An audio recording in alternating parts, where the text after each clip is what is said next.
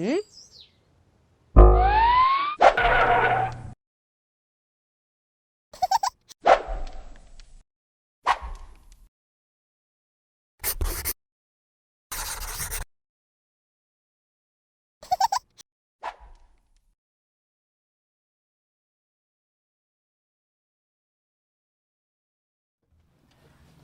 Tom Reich here for Make Business Smarter. And I told you a little bit about my background with Northampton Partners and all the classic cartoons I've restored over the years, and that we have found some very unusual rarities that we've never put out. Today we're going to look at 3 pieces of pure United States propaganda that were made for the theater and shown in the theater before popular commercial movies in the 1940s. Now, the first one that we're going to look at today was a cartoon that was a political ad for FDR when he was running for re-election his first time after 4 years. Can you imagine if one of the presidential candidates had a cartoon promoting his re-election in the theaters for the general population to watch? It just wouldn't happen today. That's to open with a little levity. The second one starts to get serious. This is a public service announcement that was played in theaters before movies, and it was about cleanliness and how to bring cleanliness and healthiness to your family. And it compares 2 families, one being clean, one being dirty, and why the dirty one gets diseases, and how the diseases get worse and worse, and how they can clean up their act. Problem with this one is it's very obvious that the ethnicity of both families is south of the border. This, of course, would not fly today, but is really interesting to look at as a piece of history, that this was just the way people thought of that group of people in the 1940s. And finally, we'll look at the most anti-German piece of propaganda ever made, a cartoon that it talks about the evils of German society and the evils of the Nazis, and just how totally and completely and overtly evil these people were down to the very roots, with a little levity thrown in to keep everybody entertained. And I won't mention the studio that did this, but you'd be very surprised. It was an extremely large, aimed at children studio that did this cartoon. We were not yet at war, and yet this cartoon showed the 4 very popular movies in the theater. And again, if you're easily offended, don't watch on. If you're sitting at home with the coronavirus, nothing to do, here's a little bit of an enjoyment for a half an hour or so. Have some fun. Thanks again, and I hope today we make you just a little bit smarter.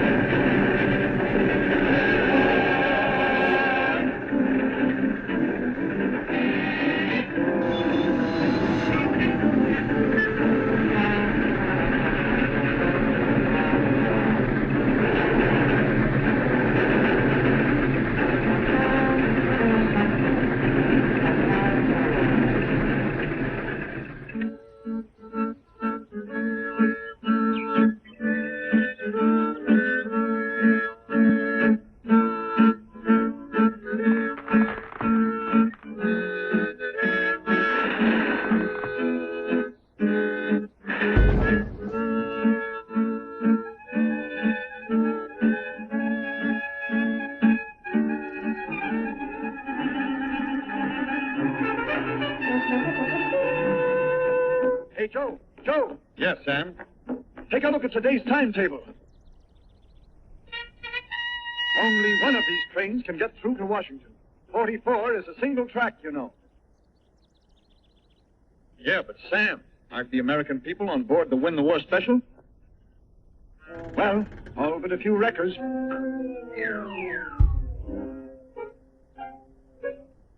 You see that switch, Joe? You've got to sidetrack to the Peters Limited. I'm just the guy that can do it, Sam. Look, Joe, you can, if you don't fall asleep at the switch like you did in November of 1942. Asleep? Don't worry about me. They'll have to knock me out first.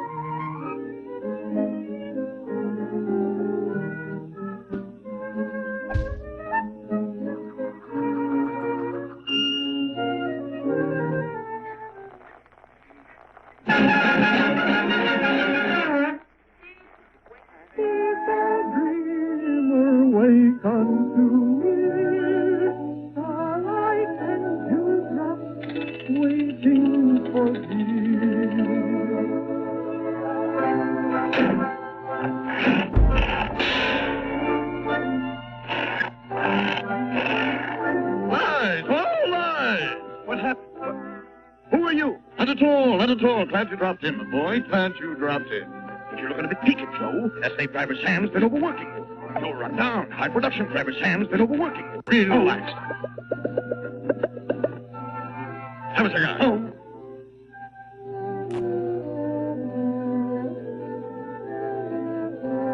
Let's talk this over, my boy. According to the papers, you're on the wrong track. It says here that the Win the War special isn't going through. All the workers are on strike. That's a lie. We're out to win the war. War! I tell you, this is Roosevelt war!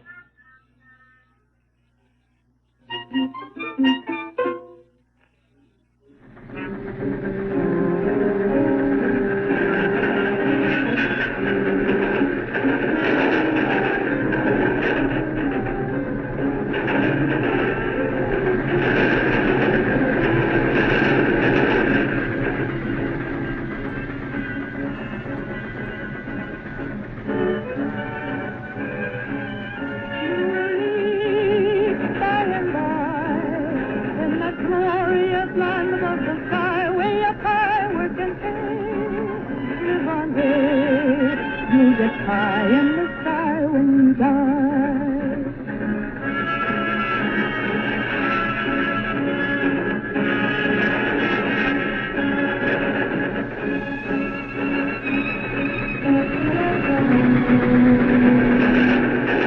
Not only are we the farmer's best friend, but we stand four square on a platform of return to normalcy.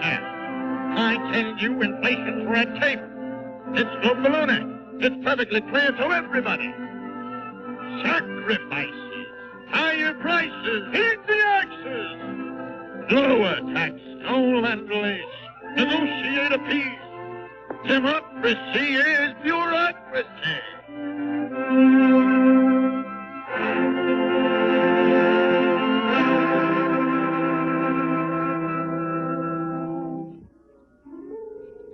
Joe, he's lulled you to sleep again, Joe.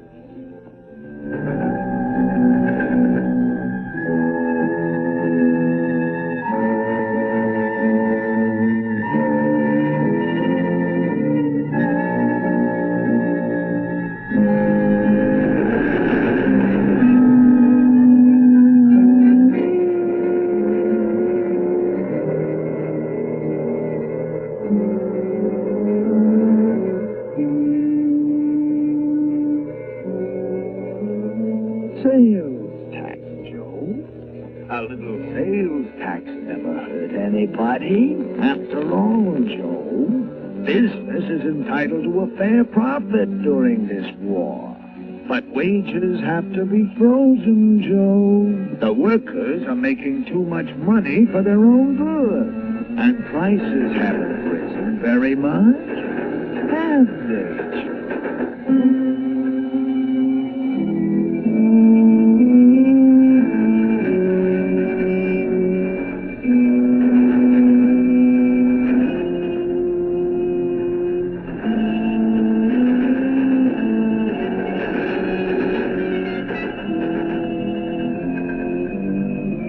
Wait, Joe. There's a better way.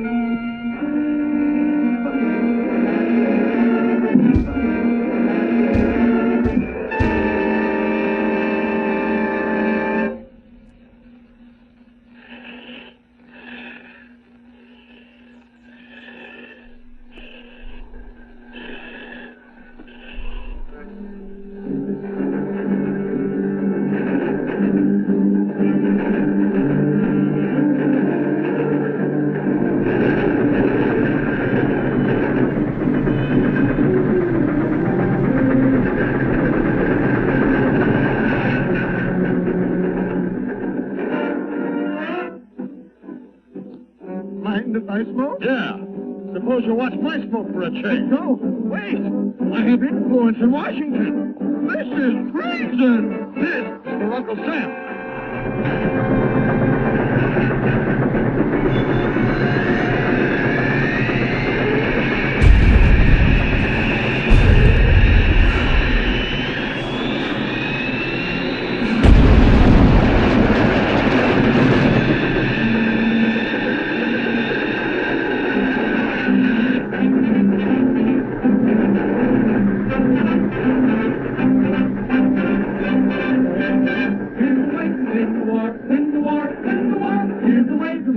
You gotta get out and vote. To get the thing we're fighting for, fighting for, fighting for. To get the thing we're fighting for, you gotta get out and vote. There's a happy ending on the Tokyo, the Berlin, and the Rome front.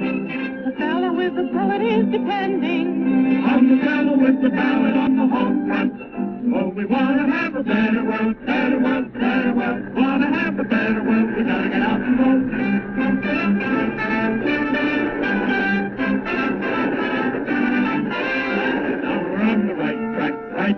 Right track, now we're on the right track, we're gonna win the war. Right behind the president, right behind the president for 1944. Management and labor will keep our production humming. So go and tell your neighbor that the new world special is a-coming. Get your reservation now, for a greater nation now. Get your reservation now. How? Soldiers, fall aboard for severance pay, disability insurance, free training and education, free employment with no delays. Gotta get out and vote. Farmer, got your ticket for crop insurance, floors under prices, adequate credit, decent marketing facilities, fair price for what a man grows. Gotta get out and vote. Big business, all aboard for $200 billion national income, full production, world trade, but no pushing and no crowding. Small business, protection from big business. Gotta get out and vote. Labor, job for everyone. Full employment, full production, annual wage, good housing, social insurance, security in your old age. All aboard! All aboard! There'll be a job for everyone, the day is out for everyone to please get out and vote. You wanna have security, wanna have security, you gotta get out and vote. They're growing big red apples that Hoover is promoting. If you don't want to sell those apples, start voting, man, start voting. Oh, get behind the president, get behind the president, we want to win the war. Right behind the president for 1944.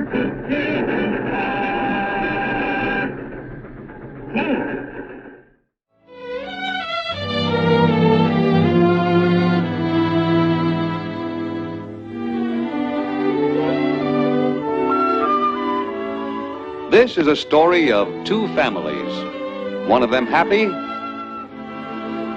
one of them sad. One of them clean, the other careless. One of them healthy, the other sick. Suppose we call them the clean family and the careless family. Now, how does it happen that the careless family is sick while the clean family is not? Well, let's see how the folks in the clean family live. They live in a clean little house that looks like this. Let's go inside. It's mealtime. Here's the mother cooking for the family. Notice that she cooks on a simple stove of brick. And for good reason. She wants the food to be kept clean. And see how clean her dishes are kept. And how clean the food is, protected from flies. And look outside here. This is how the clean family keeps the pigs and chickens confined in a simple corral of stakes and thongs. This keeps the yard clean and also keeps the pigs and chickens from wandering into the house. And this means a clean house.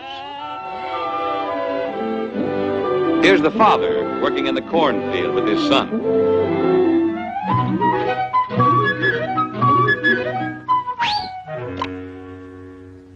This is indeed a happy family because it's a clean family.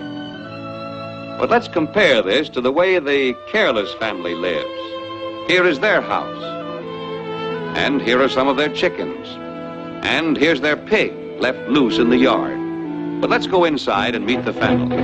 Hey, you, get out of there. You don't have any business in the house. Here is the mother cooking the family meal. She cooks on the floor, as has always been her custom. But this has disadvantages. Uh-oh, here's a chicken loose. And there's that nosy pig again.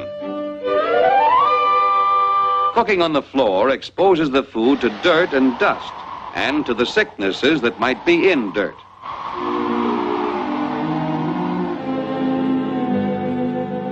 The father is not able to work because he's sick.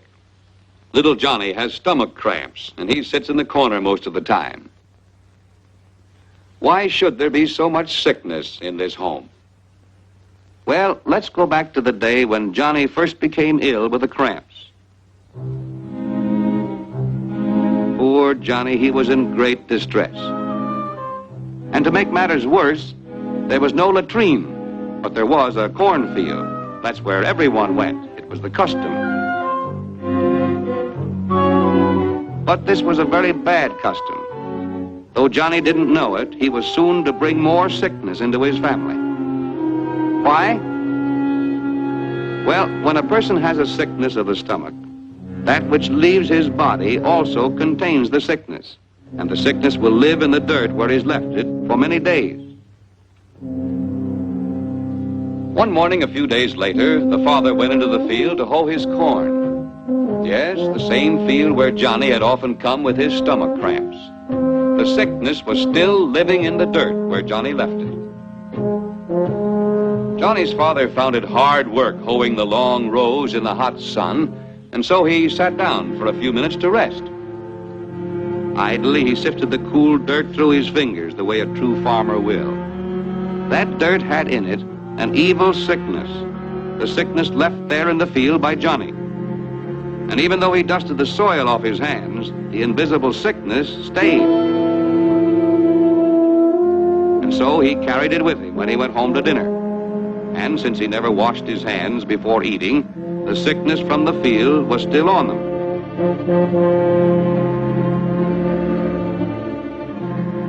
It got on the food he was eating. And the sickness went with the food into his stomach. Soon he too became sick, worse even than Johnny. All this misery simply because they didn't know. How could Johnny know he should use a latrine? His family had no latrine. It was not their custom. What a careless family. But let's see what the clean family did about this same problem. The father put up a simple latrine. Here's how he built it. First, he dug a deep hole. Near at hand were some rough-hewn boards, some stakes cut from trees, and some thatched straw. Let's see how he used these simple materials. When the hole was deep enough, he laid the boards across it, leaving an opening in the center. Then he fashioned a covering for this opening to keep the flies out. Flies, too, can carry sickness if they walk in filth and then enter our homes. Then he placed the stakes at the four corners of the latrine. Now he was ready for the thatch, so he... Wait a minute. We seem to have a customer already. It's little Tommy. Excuse us, young man. Suppose we give you some privacy. There, that's more like it. That's what the thatch was for in the first place. Little Tommy has been taught to use this latrine instead of going into the field. The inside of the latrine is always kept neat and clean, and in this way the sickness of the field is kept from spreading.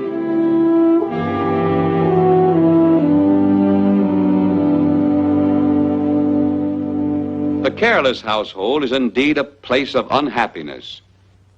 Because he never washes himself, Johnny is uncomfortable. He's always scratching. Tommy, on the other hand, gets a bath often. In fact, everyone in this careful family bathes often. To keep themselves clean, they wear clean clothes. Clothes washed with plenty of good soap. Clothes dried in the sunshine, in clean places, never in the dirt. The mother washes her hands to make them clean before she handles the food. She knows that sickness on food brings sickness to those who eat that food. The father and son also know about the sickness that may be in dirt, and so they wash their hands before eating. The clean family keep their dishes clean. They keep their food clean. They sweep their house to keep it clean. They keep their yard clean, and they bury all refuse that might attract flies or rats that bring sickness. They have a good latrine, and they keep it clean, and they keep their bodies clean.